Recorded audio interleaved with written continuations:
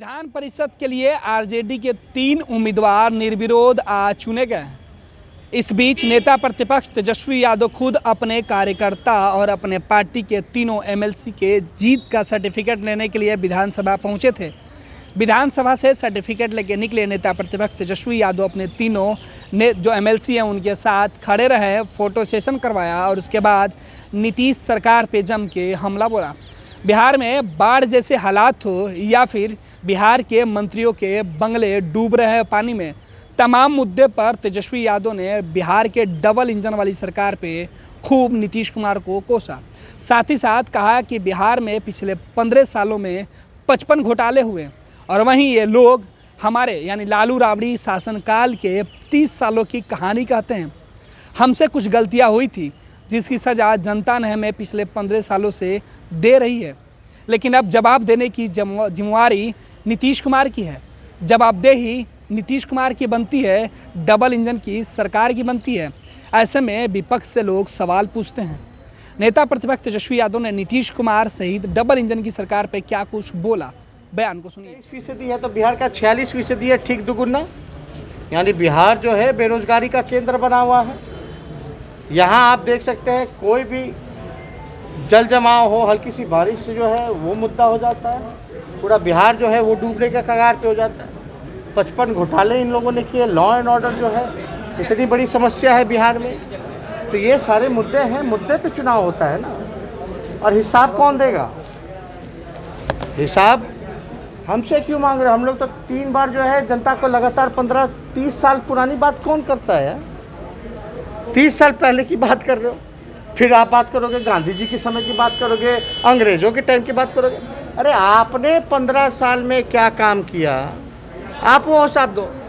हमसे कुछ गलतियां हुई होंगी तो जनता ने सजा दी, 15 साल से हम विपक्ष में हैं। लेकिन अब की बारी तो नीतीश जी को जवाब देने का है, डबल इंजन की सरकार को जवाब देने का है।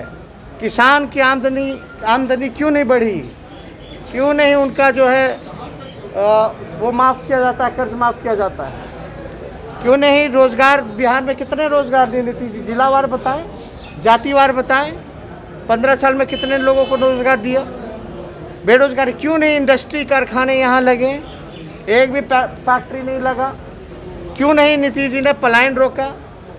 सबके आंखों से पर्दा हट गया ना। जो लॉकडाउन में जो 30 लाख से भी ज़्यादा तो बिहार सरकार का, यानी 30 लाख प्लस 5 कर लीजिए परिवार का, तो करोड़ों में आंकड़ा आ जाता है। तो इतने लोग जो है वो निर्भर है पलायन पे।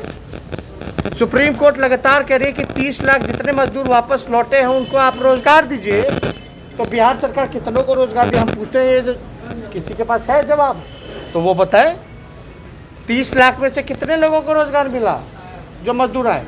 अब जो है हरियाणा रोडवेज का बस आ करके धो करके वापस ले जा रहे हैं मजदूर को, पंजाब का गाड़ी आ रहा है वापस ले जा रहा है। लेकिन यहाँ की सरकार ने मना कर दिया अपने ही लोगों को घर लौटने से। क्या कहती है कि मजदूर जो है अपराधी हैं, आएंगे तो अपराध मचाएंगे। उनको बेइज्जत किया तो अपमान तो किया ही किया।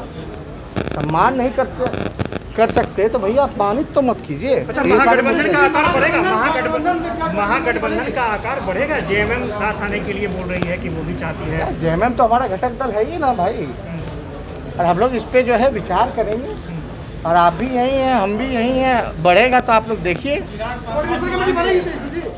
इनको शुभकामनाएं हैं, पार्टी ने इनको उम्मीदवार बनाया और इनकी जीत हुई, आज सर्टिफिकेट मिला है तो इनको बधाई देते हैं।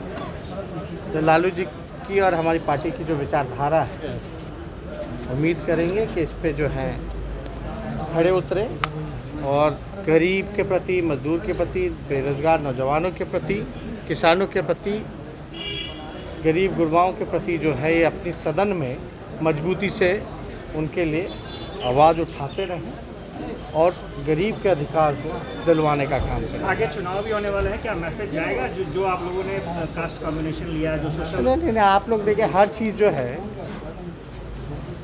हर चीज़ आप लोग जो है कास्ट, हम लोग देखिए नौजवान हैं, हर जात पात से ऊपर उठकर, धर्म से ऊपर उठ कर के हम लोग 21वीं सदी में रहते हैं।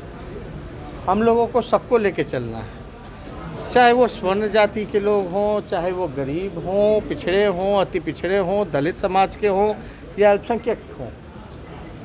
ये गरीबी जो है और बेरोज़गारी जो है और जो मंदी जो है सभी लोगों में है, हर समाज के खेमे में।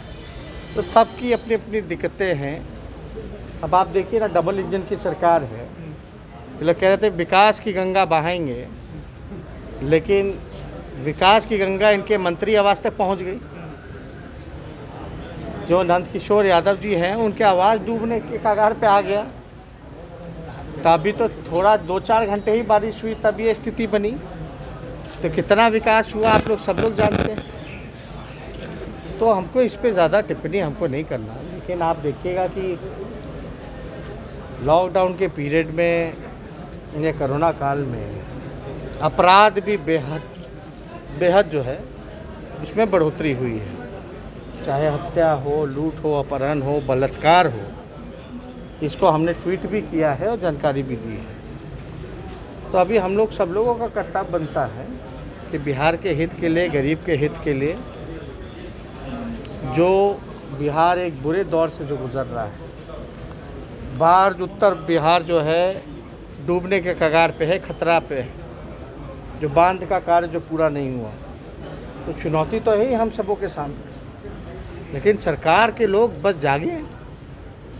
वो लोग बातें ही करते रहते हैं, खाली पेपर पे ही काम हुआ, ज़मीनी स्तर पे नहीं हुआ। अब तो कोर्ट द्वारा जो है इतने IAS से लेकर के सब पे कार्रवाई की जा रही है सृजन घोटाले में। यही सृजन घोटाला हमने उठाया था, इसकी CBI जांच की मांग की थी। जो CBI जांच हुआ तो आप वही बालिका गृह मुजफ्फरपुर जो कांड था जिसका CBI जांच हुआ, कोर्ट ने कितना फटकार लगाया। हम तो अभी भी कह रहे हैं कि KP रमैया जैसे, ये तो छोटे मछली हैं, ये तो माध्यम रहे हैं, लेकिन अभी भी बैठे हुए सरकार में। अब बताओ 3300 करोड़ रुपए का जो घोटाला, सृजन घोटाले का रिकवरी कैसे होगा? कैसे बिहार को पैसा मिलेगा? 15 साल में 55 घोटाले हुए, क्या किसी मंत्री पे कार्रवाई? बालिका गृह में भी आपको पता है कि कितना हम लोगों को लड़ना पड़ा, तब जाके मंजू जी हैं उनको हटाया गया। लेकिन आप देखिएगा बालिका गृह में तो और भी जो मूछ वाले लोग, तोंद वाले लोग अभी भी हैं। तो यहाँ तो विकास नहीं, विनाश हुआ है। अब तो हमको तो लगता है कि आप जो चश्मा लगा करके जो बिहार सरकार के मंत्री जो वाह कर रहे थे कि बहुत काम हो रहा है, बहुत काम हो रहा है, अब उनका घर जब डूबने को आ गया, समझ जाइए कि क्या स्थिति बनी हुई है। तो विकास नहीं, बल्कि पूरी तरीके से 15 साल में लॉ एंड ऑर्डर हो या भ्रष्टाचार का बोलबाला रहा है। और 15 साल बिहार बेहाल, हताश, निराश। बिहार के आधुनिक अस्पतालों में से एक NSMCH multi speciality 350 bedded hospital, अनुभवी डॉक्टर एवं ट्रेन्ड पैरामेडिकल स्टाफ, विश्व स्तरीय सुविधाओं के साथ अत्याधुनिक ऑपरेशन थिएटर, ICU, NICU, निशुल्क OPD परामर्श, 24 घंटे इमरजेंसी सर्विसेज और जटिल गर्भावस्था का इलाज। Netaji Subhash medical college and hospital, Amhara, Bihta, Patna.